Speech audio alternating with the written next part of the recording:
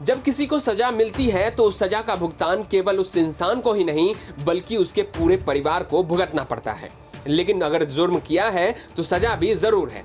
Police के लाव लश्कर के बीच सबसे आगे खड़ा युवक रेप का आरोपी है, जिसे न्यायपालिका ने 3 साल पहले फांसी की सजा सुनाई थी।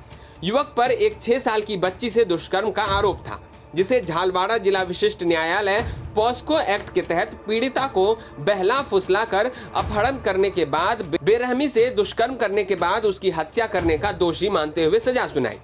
युवक कोमल लोधा को सजा हुई, नतीजा परिवार बेसहारा हो गया।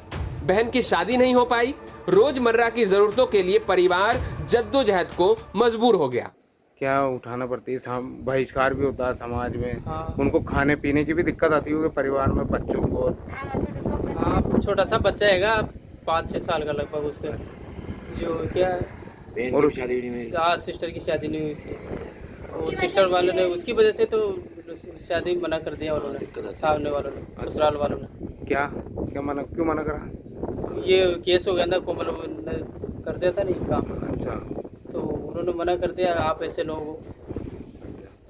नाबालिग से रेप का मामला और 9 दिनों में सजा का ऐलान, पुलिस कार्रवाई की खूब वाहवाही हुई।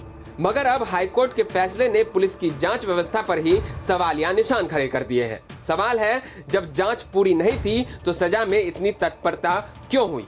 भारत में न्यायपालिका है। लोगों को भगवान के बाद अगर कहीं सबसे ज्यादा विश्वास है और उम्मीद होती है तो वो है देश की न्यायपालिका।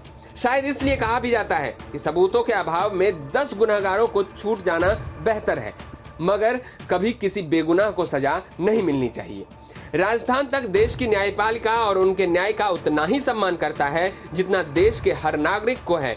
मगर झालवाड़ की एक खबर है जिसे देखकर सुनकर आपको भी लगेगा यहाँ कैसा न्याय हुआ और इस अन्याय के दोषी कौन है। अब जब मामले को लेकर हाईकोर्ट में जस्टिस पंकज भंडारी और अनूप कुमार ढंड की बेंच ने डीएनए रिपोर्ट को गौर से देखा तो केस में कड़ी से कड़ी जुड़ गई और पुलिस की गलत जांच का पर्दाफाश हो गया। रिपोर्ट के 3 बिंदु जो कोमल का बेगुनाही का सबसे बड़ा सबूत बन गए।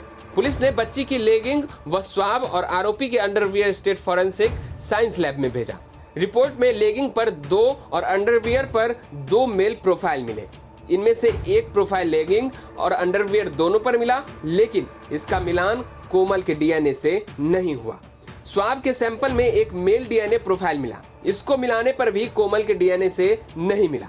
अरेस्ट मीमो, रिकवरी मीमो और डीएनए रिपोर्ट से इसकी पुष्टि होती है। हाईकोर्ट ने पुलिस की कार्रवाई को दोषियों को बचाने व निर्दोष को फंसाने वाला बताया। कोर्ट ने कहा, जिसने इस जघन्य वारदात को अंजाम दिया उसकी अंडरवियर की बरामदगी कोमल से की और उसमें उसका सीमन प्लांट किया। डीएनए रिपोर्ट भी इस पर मुहर लगाती है। पॉस्को कोर्ट से फांसी, हाईकोर्ट से बेगुनाही के सबूत पर गौर हुआ और फांसी को उम्र कैद में बदल दिया गया। बाकी उम्मीदें बची हैं कि शायद सुप्रीम कोर्ट इसे बेगुनाह मानते हुए रिहा कर दे। लेकिन इन सब के बीच बड़ा सवाल है कि आखिर उस मासूम के न्याय का क्या, जिसके साथ दरिंदगी हुई और जिसे मार दिया गया। सवाल है, अगर कोमल लोधा ने जुर्म नहीं किया तो आखिर वो कौन है जिन्होंने मासूम के साथ दरिंदगी की और उसकी हत्या कर दी।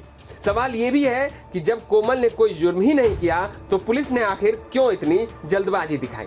राजस्थान तक के लिए झालावाड़ से फिरोज अहमद की रिपोर्ट।